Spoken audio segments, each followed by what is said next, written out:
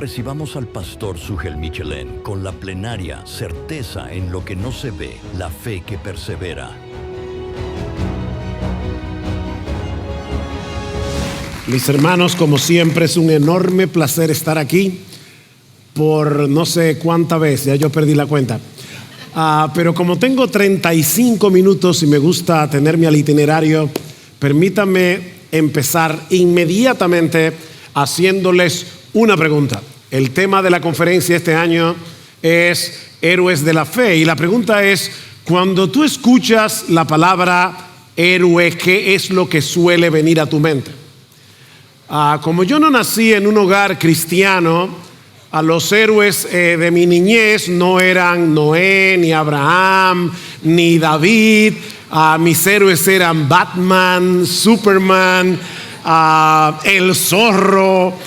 Obviamente, a medida que uno va creciendo y se va haciendo adulto, los héroes van cambiando, ¿verdad? Uno comienza a admirar a esos soldados que arriesgan su vida para salvar a un compañero en el campo de batalla, esos médicos que enfrentan pandemias mortales, o incluso, ya siendo creyente obviamente, esos misioneros que van a lugares peligrosos a llevar el evangelio, poniendo en riesgo sus propias vidas y aún la vida de los suyos. En otras palabras, mis hermanos, un héroe usualmente es alguien a quien admiramos, pero con el cual no nos identificamos. O sea, los héroes están en otra categoría. De hecho, yo me pregunto, si hoy se escribiera Hebreos 11, siendo honesto, ¿tú crees que tu nombre estaría ahí? Nos admiramos a los héroes, pero no nos identificamos del todo con ellos. Ahora, dado que el tema de esta conferencia es precisamente los héroes de la fe, debo adelantarme a decir que Hebreos capítulo 11 no fue escrito para que admiremos a un grupo de personas extraordinarias, sino para sostener a un grupo de creyentes cansados. Y si yo conozco un poco el alma humana, yo creo que algunos de ustedes ya están cansados y el año escolar no ha empezado. Los receptores originales de la carta, y yo les pido, los que tienen Biblias en sus celulares o las trajeron, vayan abriendo sus Biblias en Hebreos capítulo 11. Los receptores originales de esta carta estaban siendo tentados a retroceder ante la presión. Habían comenzado a preguntarse si realmente vale la pena seguir siendo fieles a Dios, haciendo lo que Él nos ha mandado. Es por eso que en el capítulo anterior, si ustedes luego pueden leer Hebreos capítulo 10, versículos 32 al 39, el autor les recuerda los problemas que ellos ya habían enfrentado en el pasado por causa de su unión con Cristo, de su fidelidad a Cristo, para mostrarles con su propio ejemplo de vida que se puede perseverar corriendo esta carrera aún en medio de tiempos difíciles. Y es en ese contexto que el autor de la carta les presenta esta galería de creyentes a los que solemos llamar los héroes de la fe. Ahora, ¿qué fue lo que hizo posible que estos santos del Antiguo Testamento vivieran como vivieron? Bueno, la respuesta es muy sencilla y al mismo tiempo sumamente profunda. Ellos aprendieron a confiar en un Dios extraordinario. Ellos aprendieron a confiar en un Dios extraordinario. Y mi hermano, mi hermana, esa es la enseñanza que tú y yo necesitamos ahora que estamos a punto de iniciar un nuevo año escolar, pero es la enseñanza que tú y yo necesitamos como cristianos, no simplemente como educadores, para seguir corriendo esta carrera. La fe perseverante ordena la vida presente conforme a la palabra de Dios y el futuro que Él ha prometido, aunque ese futuro no sea visible. Déjame repetirte esto otra vez, porque tal vez en este momento estabas pensando en el currículum, en el sílabo de tu clase. La fe perseverante ordena la vida conforme a la palabra de Dios y el futuro que nos aguarda y que todavía no es visible. Y hay al menos 3 elementos de la fe que yo quisiera compartir con ustedes en estos 35 minutos en la mañana de hoy. El primero de ellos es la naturaleza de la fe. La naturaleza de la fe. Vean otra vez Hebreos capítulo 11 versículo 1. Ahora bien, la fe es la certeza de lo que se espera, es la convicción de lo que no se ve. Y obviamente aquí el objeto de la fe mira primariamente hacia el futuro. No se trata de un simple optimismo. Hay gente que son súper optimistas en la vida. No es un simple optimismo que nos lleva a pensar que todo saldrá como nosotros queremos. Más bien se trata de asirse a la realidad invisible de Dios, cuando todo lo visible parece decirnos exactamente lo contrario. Porque confiamos en el Dios que ha prometido. Y es algo que el autor dice en el versículo 11, que dice en el versículo 19. Estos hombres y mujeres confiaron en el carácter de Dios. Y lo que el autor va a argumentar a lo largo del capítulo es que es por medio de esa fe que nosotros podemos perseverar obedeciendo. Es por medio de esa fe que nosotros podemos perseverar, mantenernos haciendo precisamente lo que Dios nos ha llamado a hacer, incluso en tiempos difíciles. Y algo interesante, hermanos, todos estos héroes de la fe recibieron aprobación de parte de Dios. Pero lo interesante es ¿por qué? Porque Dios los miró con agrado. No porque ellos fueran impecables, sino porque creyeron. Vean el versículo 2. Dice, porque por ella, es decir, por la fe, recibieron aprobación los antiguos. La Biblia, y eso es una de las cosas que me encanta de la palabra de Dios, la Biblia no oculta las fallas y pecados de sus héroes. Ellos fueron aprobados por Dios porque confiaron en sus promesas y respondieron a su palabra. Y es aquí donde entra en juego la declaración del autor en el versículo 3. Dice, por la fe entendemos. ¿Quiénes son los que entendemos? Bueno, todos los creyentes sabemos, entendemos, confiamos en la realidad de que el universo fue preparado por la palabra de Dios, de modo que lo que se ve no fue hecho de cosas visibles. Lo que se ve no fue hecho de cosas visibles. Y ahora yo les pido que se detengan un momento allí. Karen me pidió que por favor expusiera Hebreos 11. Y lo estoy haciendo, yo no sé si más como un pastor que como un educador, pero esto es lo que va a poner la zapata de todo lo que ustedes van a ver en estos 2 días. Así que déjenme detenerme aquí a hacer una pregunta. ¿A qué palabra se está refiriendo el autor en Hebreos 11:3? ¿A la palabra hablada de Dios en Génesis 1 o a la palabra de Dios escrita? Él está diciendo que todo lo que nosotros vemos fue hecho de algo invisible y es la palabra. ¿Qué palabra? Bueno, evidentemente el autor se está refiriendo primariamente a la palabra hablada de Dios en Génesis capítulo 1. Dios dijo, sea la luz, y la luz fue hecha. Pero déjame hacerte una pregunta, ¿cómo tú sabes eso? Bueno, tú sabes eso por la palabra escrita de Dios. De manera que la palabra creadora de Dios y la palabra escrita de Dios están inseparablemente relacionadas. La pregunta es, ¿y a qué viene esta declaración en el proceso de argumentación de Hebreos 11? Bueno, el autor quiere ayudarnos a desarrollar lo que podríamos llamar la lógica de la fe. La lógica de la fe. Todo lo visible tuvo su origen por la palabra invisible de Dios. El problema es que nosotros no solemos pensar así. Por ejemplo, vean este púlpito.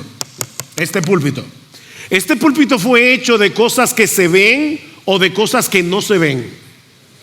De cosas que se ven, obviamente.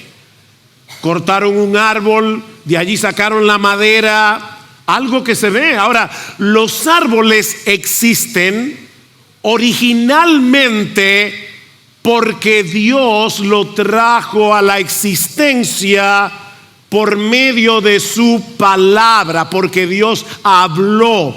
Así que, mis amados hermanos, esta palabra de Dios es más sólida que todo lo sólido que nuestros ojos ven. Es la palabra de Dios lo que creó todas las cosas que nuestros ojos ven. Ahora, ¿qué conclusión sacamos de aquí? Bueno, que cuando lo que vemos con nuestros ojos parece contradecir lo que Dios ha dicho, debemos interpretar nuestras circunstancias por la palabra de Dios y no la palabra de Dios por nuestras circunstancias. Tenemos que aprender a pensar con la lógica de la fe, porque de paso, sin ella es imposible agradar a Dios. Dice en el versículo 6, esa es la forma de pensar que lleva a un creyente a vivir y a perseverar en obediencia, como vemos en los ejemplos que se mencionan en el resto del capítulo. Y por causa del tiempo, yo voy a limitarme únicamente a 2 de esos ejemplos, lo que me lleva a mi segundo encabezado. Ya vimos la naturaleza de la fe. En segundo lugar, veamos ahora los ejemplos de la fe. Y voy a limitarme únicamente a 2, a Noé y a Abraham. Versículo 7. Por la fe, Noé, siendo advertido por Dios, noten el énfasis, acerca de cosas que aún no se veían, con temor reverente preparó un arca para la salvación de su casa, por la cual condenó al mundo y llegó a ser heredero de la justicia que es según la fe. O sea, cuando Dios le dijo a Noé, va a caer un diluvio, construye un barco enorme. Y Noé de inmediato comienza a preparar, a construir una barca inmensa sobre la base de una realidad que todavía no podía ver. Noé había aprendido a pensar con la lógica de la fe. Si Dios había hablado, el futuro era tan cierto para Noé como si ya estuviera lloviendo. Simplemente porque Dios lo dijo.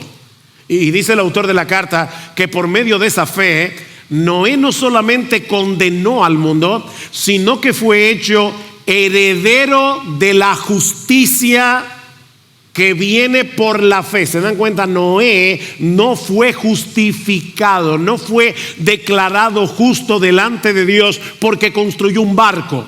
No fue por su obediencia. Noé heredó la justicia, no se la ganó. El mensaje de todo el Nuevo Testamento. Pero esa fe se hizo visible a través de su obediencia. Él actuó porque creyó. Así que fue por fe que él hizo exactamente lo que Dios le pidió que hiciera. Y es por fe que tú debes hacer lo que Dios te está ordenando hacer. Es por fe. Y lo mismo vemos en el caso de Abraham, versículo 8. Por la fe, Abraham, al ser llamado, obedeció, saliendo para un lugar que había de recibir como herencia, y salió sin saber a dónde iba. ¿Ustedes se imaginan eso? Tú tienes tu vida hecha en Ur de los Caldeos y de repente un Dios llama a Abraham y le dice a Abraham: mira, déjalo todo, vete de tu tierra. ¿Y a dónde voy, Señor? No te preocupes, cuando llegues te lo voy a dar a conocer.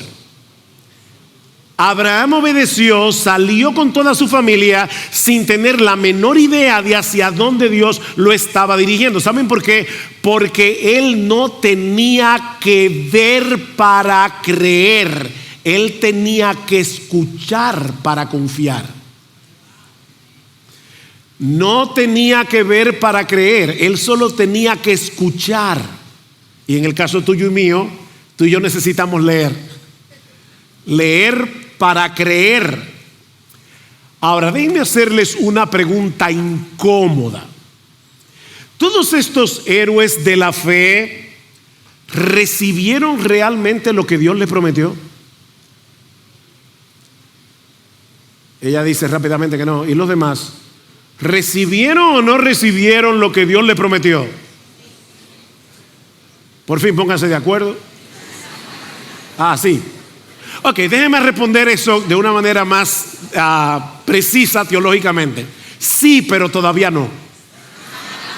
Sí, pero todavía no. Y esto es sumamente importante, lo que nos lleva a el tercer elemento que yo quiero compartir con ustedes. Ya vimos la naturaleza de la fe, ya vimos los ejemplos de la fe. Veamos ahora en tercer lugar la recompensa de la fe. Si ustedes han leído, y yo sé que sí, si tienes por lo menos más de un año siendo cristiano, si alguna vez has leído Hebreos capítulo 11, te vas a dar cuenta que la palabra promesa es una palabra muy importante en todo el capítulo. La palabra promesa. ¿Por qué? Bueno, porque el tema de Hebreos 11 no es simplemente la fe. Déjenme corregir eso. El tema, siempre decimos el gran capítulo de la fe en el Nuevo Testamento es Hebreos 11. No. El tema de Hebreos 11 no es meramente la fe. El tema de Hebreos 11 es la fe que persevera porque confía en las promesas de Dios. El tema es un poquito más completo. Es la fe que persevera porque confía en las promesas de Dios. Ahora, ¿cuáles promesas? Bueno, el autor hace referencia a varias promesas específicas que los creyentes del antiguo pacto recibieron en vida. Noé se salvó del diluvio por medio del arca, él y su familia. ¿No es así?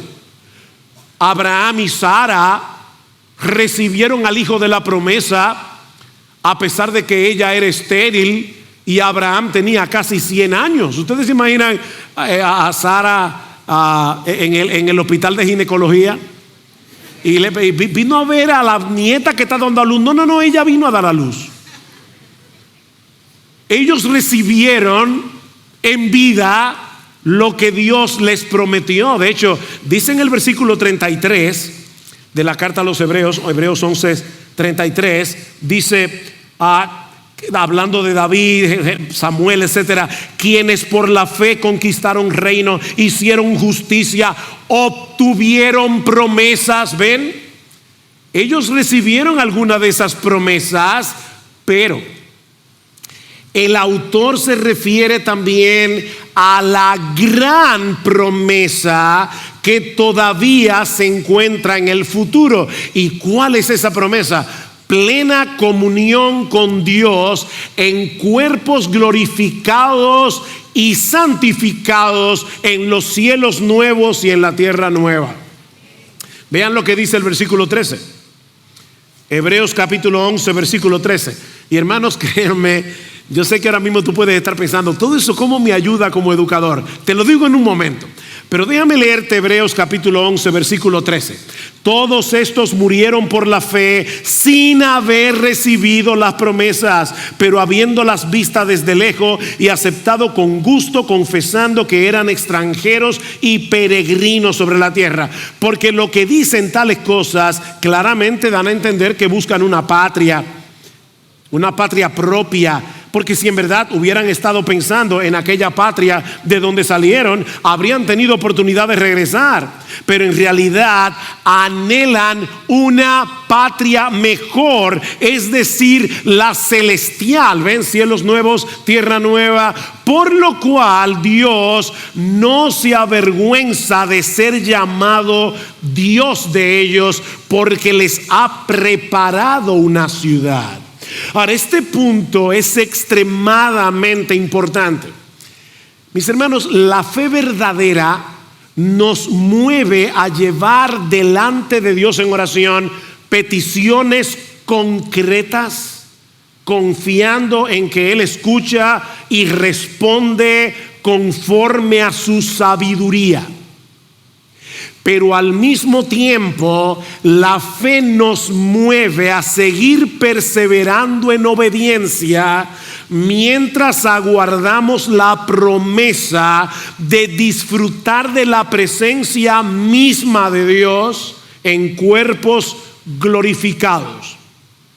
En otras palabras, la recompensa, oye, mi hermano, óyeme esto, porque hoy día se están predicando muchas herejías que casi es brujería y no evangelio con respecto a la fe. Lo que estoy diciendo es que la recompensa final de la fe no es simplemente un mundo mejor. No es simplemente, aquí abajo me refiero a la vida terrenal, no es simplemente que las cosas van a salir como nosotros queremos. No es una vida segura y confortable. Es Dios mismo disfrutado sin pecado, sin distracciones y por los siglos de los siglos. Esa es la gran promesa a la que mira la fe. Vean el versículo 35 de Hebreos 11. Las mujeres recibieron a sus muertos mediante la resurrección. Otros fueron torturados. Ven, la misma fe que llevó a algunos a tapar bocas de leones y todo lo demás. Dice, mediante la fe fueron torturados, no aceptando su liberación, a fin de obtener una mejor resurrección. Una mejor resurrección. Versículo 39. Y todos estos, habiendo obtenido aprobación por su fe, no recibieron aquí está, ¿verdad?, la promesa específica, la gran promesa final. No recibieron la promesa porque Dios había provisto algo mejor para nosotros, a fin de que no fueran hechos perfectos sin nosotros. ¿Se dan cuenta, mis hermanos? El gran tema de este capítulo es que la fe perseverante confía en la palabra de Dios acerca de realidades que todavía son invisibles para nosotros. Y por esa fe, por esa confianza, obedecemos, sufrimos y esperamos hasta recibir la promesa. En palabras más sencillas, la fe vive en el presente a la luz de ese futuro prometido por Dios. La fe responde a la revelación de Dios. La fe confía en lo que Él ha dicho y ordena toda la vida conforme a esa palabra, aunque las circunstancias parezcan contradecirla. Así que, contrario a lo que muchos piensan hoy día acerca de la fe, mis hermanos, la fe no crea la realidad que esperamos. Decláralo. Mira, tú te puedes degañitar declarando cosas. La fe mayúscula, no crea la realidad que esperamos. No. La fe considera tan cierto el futuro prometido por Dios que permite que ese futuro gobierne mi presente. ¿Ven el punto? La fe nos mueve a vivir en dependencia de la promesa y del carácter de Dios. Lo que Él ha prometido. Óyeme, no creas ninguna promesa que Dios no ha prometido en su palabra. tú vas a ver que todo te va a salir bien. No, yo no te puedo prometer eso, porque Dios no lo ha prometido. Confía en las promesas de Dios. De hecho, dice el autor de la carta a los Hebreos que los patriarcas vieron las promesas desde lejos. Ellos las saludaron, confesaron que eran extranjeros, porque ellos buscaban una patria mejor. Es por eso, mis hermanos, que el mismo tipo de fe que cerró bocas de leones llevó a otros a ser martirizados. O sea, ¿tú de verdad crees que en la vida todo te va a salir bien, como nosotros definimos el bien? Mira lo que dice el autor de la carta a los Hebreos, versículo 36. Otros experimentaron insultos y azotes y hasta cadenas y prisiones por la fe. Fueron apedreados, aserrados, tentados, muertos a espada, anduvieron de aquí para allá cubiertos con pieles de ovejas y de cabras, destituidos, afligidos, maltratados, de los cuales el mundo no era dignos, errantes por desiertos y montañas, por cuevas y cavernas de la tierra. ¿Saben qué, mis hermanos? Hebreos 11 destruye la idea de que la fe siempre produce los resultados que nosotros queremos, o que todos nuestros problemas se van a solucionar de inmediato. Sí, es cierto que a veces obtenemos liberación por medio de la fe, pero otras veces lo que recibimos es la capacidad de permanecer siendo fieles a Dios hasta la muerte. La misma fe. Ahora bien, ¿cómo podemos aplicar la enseñanza de este capítulo a un grupo de educadores cristianos? Esto es Axi. ¿Cómo permanecemos siendo fieles en nuestra vocación cuando el fruto de nuestro trabajo no siempre es visible, o cuando la cultura parece avanzar en sentido contrario? Miren, los educadores siembran durante años sin conocer de antemano cuáles serán los frutos de su labor. Años. Puede ser que un estudiante escuche hoy una enseñanza a la que reaccione con indiferencia, y como decía Yadín, de repente Dios se la recuerda dentro de 20 años. Yo tengo ya, ¿dónde está Lester? Este es mi 22 años enseñando en Logos. Y para mí es sorprendente. A veces me encuentro, yo le digo a mis estudiantes a cada rato: óigame, mi clase es una clase de filosofía, y la gente dice, ¿con qué se come eso, verdad? Yo le digo, no se preocupen, ustedes me van a entender después. Y yo he tenido estudiantes que 15, 20 años después me dicen: profesor, ahora yo recuerdo su clase de filosofía. 15, 20 años después. Sembramos por fe. Ahora, puede ser que Dios te permita ver parte de los frutos mucho antes. Y óyeme, cuando un estudiante te diga: profesor, gracias, esta clase me ha sido de tanta ayuda, ahí mismo construye un monumento de recordatorio. Porque eso no te va a pasar a cada rato, ¿verdad? Pero hay veces que Dios nos da el gozo de ver parte de nuestro fruto. El punto es que la fe no depende de resultados visibles para perseverar, sino que descansa en las promesas de Dios. Es la confianza en las promesas de Dios lo que te va a mover a seguir sembrando, veas o no veas. Veas fruto o no lo veas. Ahora, Hebreos no termina dirigiendo nuestra mirada hacia Noé, hacia Abraham, hacia Moisés. Como decía nuestro hermano hace un momento, Hebreos termina llevándonos a poner nuestros ojos en Jesús.